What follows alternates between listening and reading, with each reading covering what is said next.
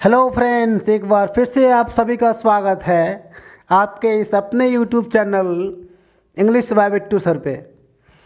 और आज का क्लास मैं स्टार्ट करूं उससे पहले मैं आपको कुछ कहना चाहता हूं। मेरा कहना यह है, don't compare yourself to others because the God made you unique in the world. Just find your own quality and go ahead and do whatever you want। कभी भी किसी का जो है ना अपने आप को किसी का कॉपी नहीं करना है कि वो ये कर गया हमसे ये नहीं हो रहा है, वो ये किया तब हम भी वही काम करेंगे।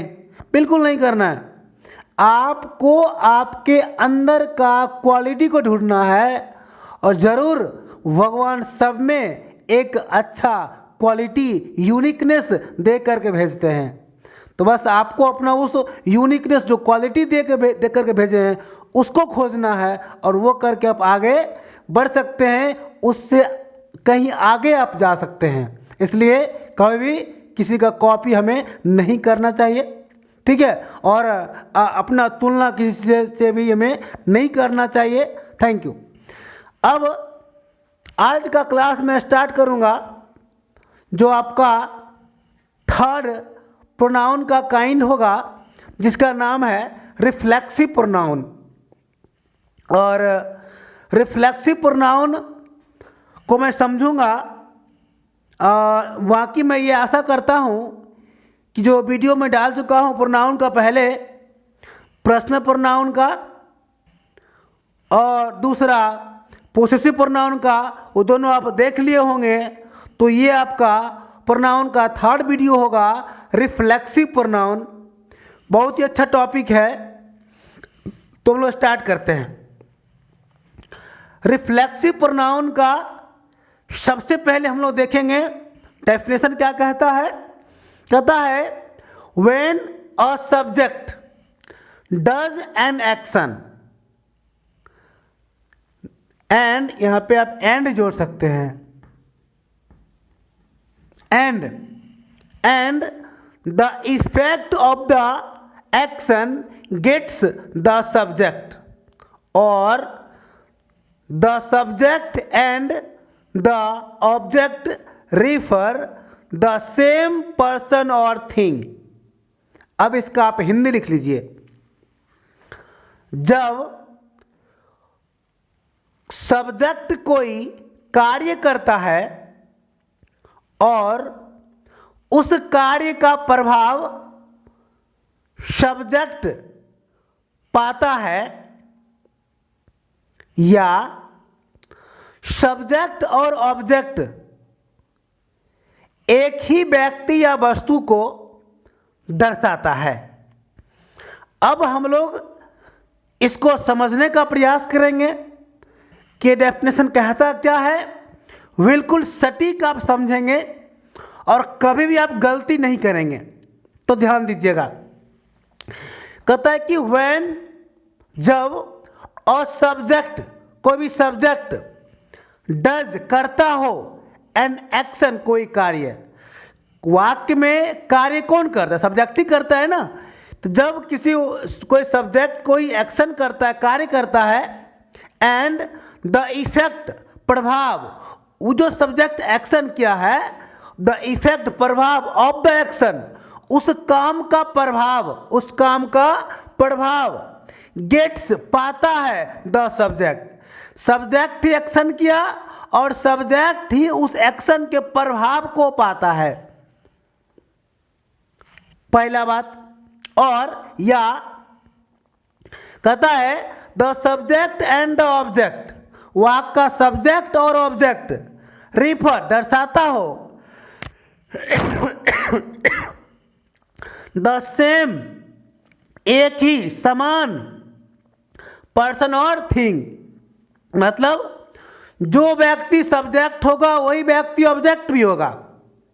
दूसरा बात, जो वस्तु सब्जेक्ट होगा वही वस्तु ऑब्जेक्ट भी होगा। तो कुल मिला के बात इतना कह दिया कि बात नंबर 1 कह दिया, जब सब्जेक्ट कोई एक्शन करे उसके एक्शन करने का प्रभाव वो अपने पाए, अपने ऊपर उसका प्रभाव खुद को मिले उसको, एक बात। दूसरा बात, या किसी वाक्य का सब्जेक्ट और ऑब्जेक्ट एक ही व्यक्ति हो या एक ही वस्तु हो, मतलब कोई सजीव हो या कोई निर्जीव हो, तो जो सब्जेक्ट हो वही आदमी ऑब्जेक्ट भी हो, जो वस्तु सब्जेक्ट हो वही वस्तु ऑब्जेक्ट भी हो, तो उस कंडीशन में हम यूज करते हैं रिफ्लेक्सिव प्रोनाउन का। अब कैसे कहिएगा सर समझ में नहीं आया बात, अब क्या कहे? तो अब एग्जाम्पल से समझिएगा। अगर इस बात को आप समझ गए होंगे तब एग्जाम्पल से आपका ये कंसेप्ट क्लियर हो जाएगा। जैसे मैं कह दिया ही मतलब वह, या यहाँ कोई नाम होगा, मान लीजिए मैं दे देती हूँ राम, या मैं राम लिख दूँ या मैं ही लिख दूँ, कोई दिक्कत नहीं। ही किल्ड, वह मारा, हिमसेल्फ, खुद को, वह खुद को मार लिया, सुसाइड कर लिया। तो वह काम कौन किया? मारने का। अब मरा कौन? खुद। ही किल्ड हिमसेल्फ, ये हिमसेल्फ किसके लाया है? ही के लिए। तो जब भी सब्जेक्ट को एक्शन करेगा और इसके एक्शन का प्रभाव ये खुद ही पाएगा। मारा किसको? तो अपने आप को मारा, इसलिए इसको हम कहते हैं रिफ्लेक्सिव प्रोनाउन। ठीक है। अगर राम होता तो फिर भी राम जो है थर्ड पर्सन होता है, और थर्ड पर्सन के लिए हम लोग ही का इस्तेमाल करते हैं जो मेल के लिए, तो फिर भी यहाँ पर हिमसेल्फ ही होता।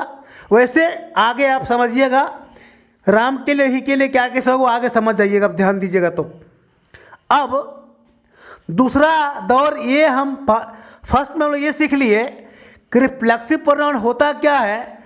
नंबर 2 चीज, दूसरा बात है कि सब्जेक्ट और ऑब्जेक्ट सेम पर्सन हो। देखियो, जो मारा, खुद को मारा, तो जो सब्जेक्ट है वही ऑब्जेक्ट है ना। तो दोनों बात, इस और के बाद वाले भी को आप देखेंगे अगर तो भी, और के पहले देखेंगे तो भी आप वही पाएंगे कि जो सब्जेक्ट है वही ऑब्जेक्ट है, सब्जेक्ट का प्रभाव ऑब्जेक्ट पर खुद वही पड़ता है, उसके एक्शन का प्रभाव। तो दोनों कंडीशन में हम इसको क्या कहेंगे? Reflexive pronoun.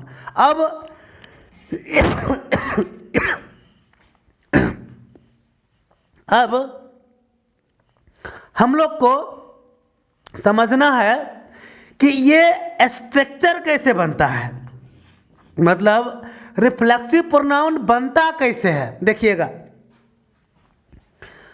तो बात है 2 प्रकार का, एक सिंगुलर और एक प्लूरल।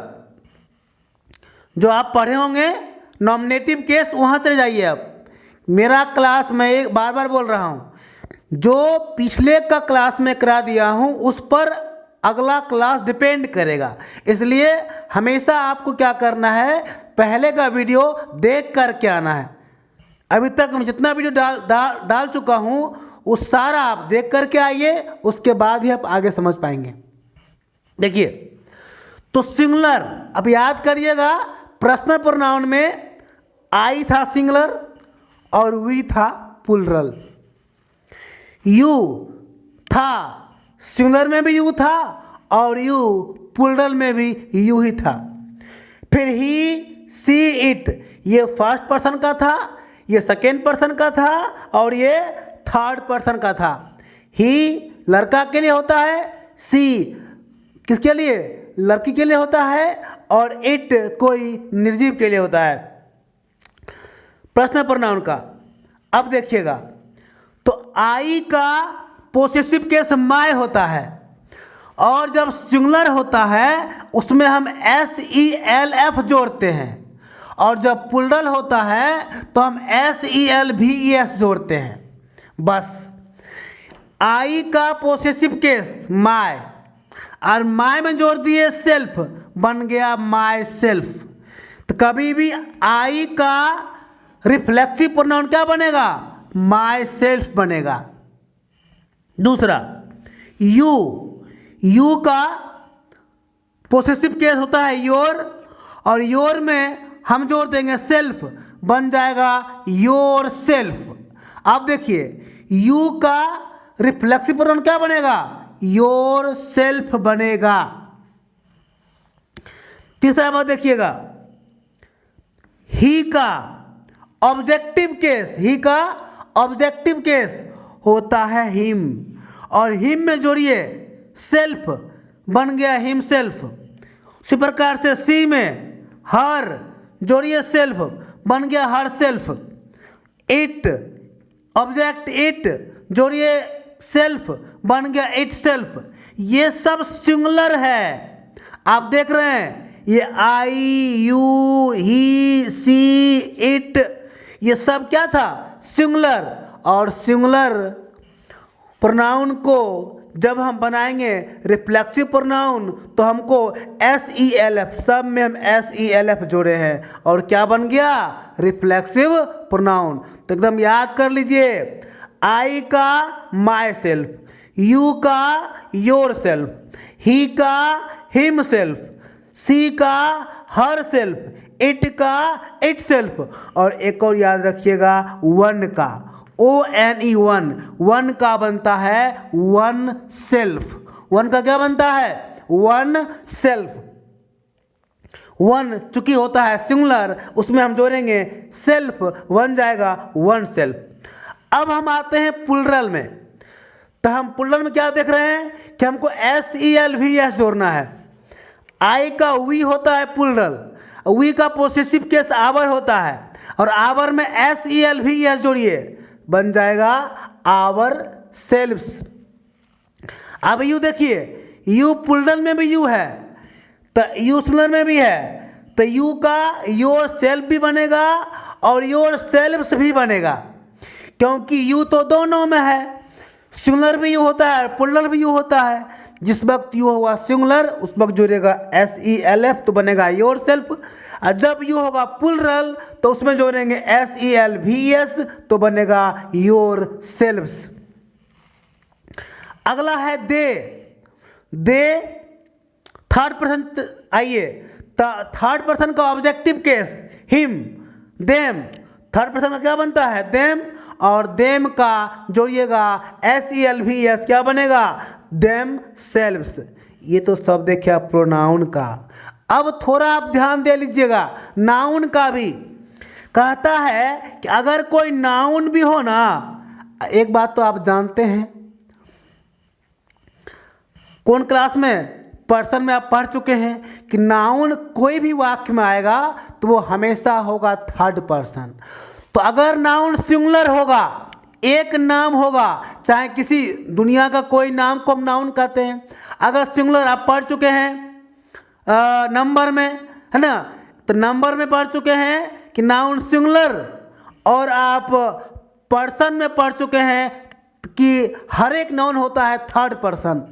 तो नाउन कोई भी होगा तो वह थर्ड पर्सन, तो थर्ड पर्सन का सिंगुलर नंबर कोई भी होगा, एक नाम होगा, तो अगर वो लड़का के लिए लड़का होगा तो उसको हम हिम रखेंगे, तो उसके अनुसार क्या लेगा? Him self. अब देखिएगा यहाँ राम लिखेंगे फिर भी हिम सेल्फ, ही लिखेंगे फिर भी हिम सेल्फ, क्योंकि राम का तो ही होता है प्रोनाउन, तो राम के लिए क्या हो जाएगा? Him self.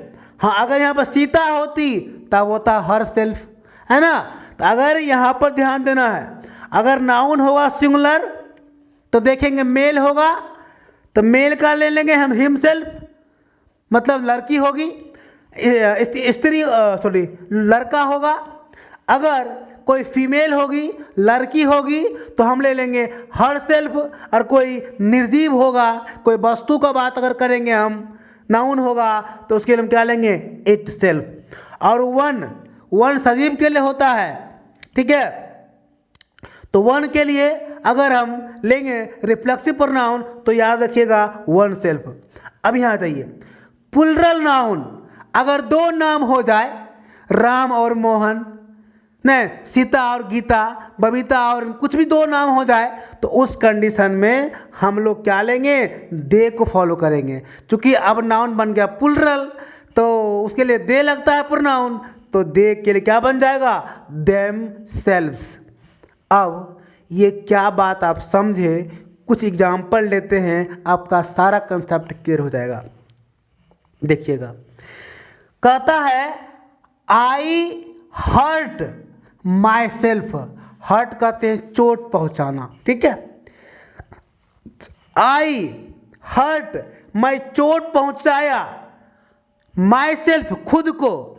चूंकि आई के लिए आता है माई सेल्फ तो बिल्कुल ये आपका वाक्य क्या हो गया, ये सही हो गया, क्योंकि मैं खुद को चोट पहुंचाया, ठीक है। चूंकि आई का बनता है माई सेल्फ, आप जानते हैं कि आई का बनता है माई सेल्फ, हमारा वाक्य बिल्कुल सही है। दूसरा वाक्य देखिएगा, सी लव्स, वह प्यार करती है, माई सेल्फ खुद को या हिम सेल्फ। तो इस वाक्य में माई सेल्फ भी क्या है, गलत है, क्योंकि माई सेल्फ तो आई का होता है, सी का थोड़ी होता है, तो माई सेल्फ भी गलत है। और हिम सेल्फ भी गलत है, क्योंकि हिम सेल्फ होता है लड़का के लिए और सी तो होता है लड़की के इस्तेमाल किया जाता है ना। यहाँ पर माई सेल्फ भी गलत है, हिम सेल्फ भी गलत है, सही क्या होगा, तो लड़की के लिए देखिएगा, सी के लिए बना हुआ है हर सेल्फ। यहाँ पे आप लिख लीजिए क्या, तो हर सेल्फ। कहाँ पे, ये माई सेल्फ और हिम सेल्फ को काट करके लिखिएगा हर सेल्फ, तो आपका वाक्य बनेगा सी लव्स हर सेल्फ, वह खुद से प्यार करती है, खुद से प्यार करती है। चूंकि सी के लिए क्या हो जाएगा, हर सेल्फ। अब देखिएगा, रवि एंड माला चीट, धोखा देती है खुद को। तो रवि और माला खुद को धोखा देती है, आप लगा देंगे हिम सेल्फ, गलत, क्योंकि हिम सेल्फ हुआ सिर्फ रवि के लिए हुआ, लेकिन आपके पास क्या है, रवि और माला दो है, लिखेंगे हर सेल्फ तो होगा माला। हाँ, अगर केवल रवि होता तो हम लगाते हिम सेल्फ, केवल माला होती हम लगाते हर सेल्फ, लेकिन यहाँ पर दो है, जो ही प्लूरल नाउन बन गया। अब रूल क्या कहता है कि प्लूरल नाउन के लिए आपको आना है दे के पास और आ जाना कहाँ पे, देम सेल्व्स। तो यहाँ पे ये दोनों को आप काटिए और यहाँ पे क्या लिख लीजिए, देम सेल्फ।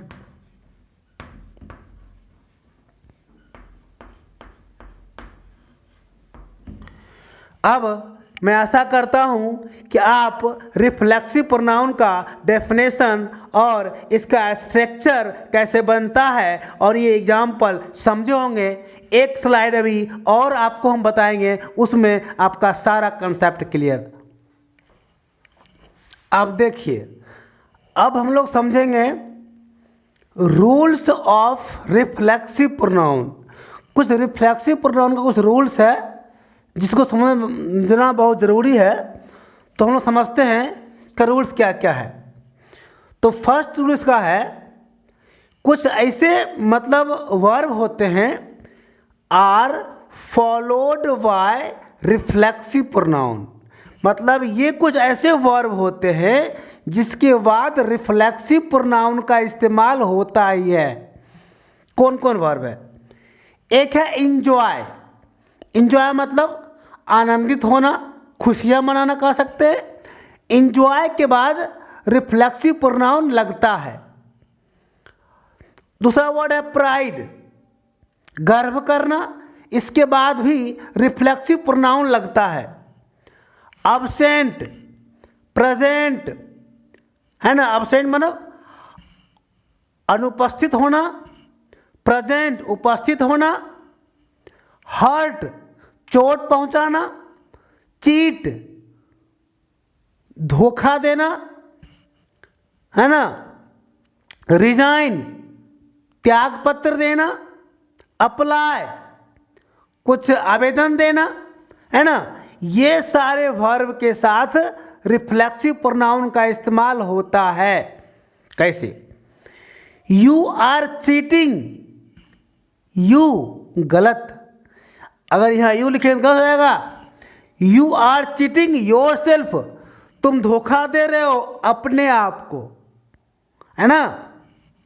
इसीलिए हम देखिए चीट का भी फॉर चीटिंग है, तो चीट इसे किसी भी वर्ब का कोई फॉर्म हो उसके बाद अगर कंडीशन बनेगी तो रिफ्लेक्सिव प्रोनाउन आंख मूंद के आप इस्तेमाल कर सकते हैं। लेकिन अब कुछ ऐसे भी वर्ब हैं जिसके बाद कभी भी आप रिफ्लेक्सिव प्रोनाउन का इस्तेमाल नहीं कीजिएगा। क्या क्या है? ओपन, खुलना, है ना। सेव, सेव मतलब दाढ़ी बनाना, है ना। सेल, सेल कहते हैं बेचना। फील कहते हैं अनुभव करना। वॉश कहते हैं धोना। ड्रेस कहते कपड़ा पहनना, है ना। तो कहता है इस कंडीशन में हम इसके इस वर्ब के बाद कभी भी रिफ्लेक्सिव प्रोनाउन का इस्तेमाल हम नहीं करेंगे। कैसे? ही वॉश्ड हिमसेल्फ, वह अपने आप को धोया, साफ किया। लगता तो वाक्य सही है दिखने में, लेकिन वाक्य है गलत, क्योंकि वह धोया, अपने आप को धोया। ये नियम कहता है कि वह अपने आप को तो धोया, लेकिन इस कंडीशन में आप हिमसेल्फ का प्रयोग बिल्कुल भी नहीं करेंगे, है ना। बस अब वाक्य सही है, ही वॉश्ड, वह धोया, है ना। इसके बाद हिमसेल्फ का इस्तेमाल होता ही नहीं है। ओपन, जैसे अब मैं बोलूँगा द डोर ओपन इटसेल्फ, दरवाजा खुद से खुल गया। तो खुला कि खुद से तो खुल गया, लेकिन वहाँ पर कहता है कि द डोर ओपेंड इटसेल्फ नहीं लगाना है, सिर्फ द डोर ओपेंड, दरवाजा खुल गया, खुद से खुला सेंस आ जाता है। ठीक है, तो कभी भी open, save, sell, feel, wash और ड्रेस, इट इज और भी वर्ड हैं, इतना आप याद रखिए, काम चल जाएगा आपका। इसके बाद आप रिफ्लेक्सिव प्रोनाउन का इस्तेमाल आप नहीं करेंगे। अब ये था रूल नंबर 1। अब रूल 2 में हम लोग चलेंगे। रूल 2 में कहता है reflexive pronouns are not used as the subject. वाक्य में कभी भी सब्जेक्ट के रूप में रिफ्लेक्सिव प्रोनाउन का इस्तेमाल नहीं होगा। कैसे? आप बोलते हैं, धैर्य लोग बोलता है my self is Bittu Kumar, वो वाक्य गलत है। चूंकि आपने इस वाक्य में क्या गलती कर दिया, आपने कर दिया कि माई सेल्फ को सब्जेक्ट बना दिया, जो कि पूरा पूरी गलत है। कभी भी रिफ्लेक्सिव प्रोनाउन का इस्तेमाल आप सब्जेक्ट के रूप में नहीं कर सकते हैं। तो हाँ, अगर इसको कैसे बोलेंगे, आई एम बिट्टू कुमार, ये सही है, या आई एम बिट्टू सही है, my name is Bittu Kumar सही है, लेकिन my self Bittu, my self is Bittu सब वाक्य क्या है, गलत है। तो ध्यान रखिएगा, ठीक है। अब एक बात और, ये इम्फेटिक प्रोनाउन अलग से पढ़ाया जाता है, अलग से होता नहीं है।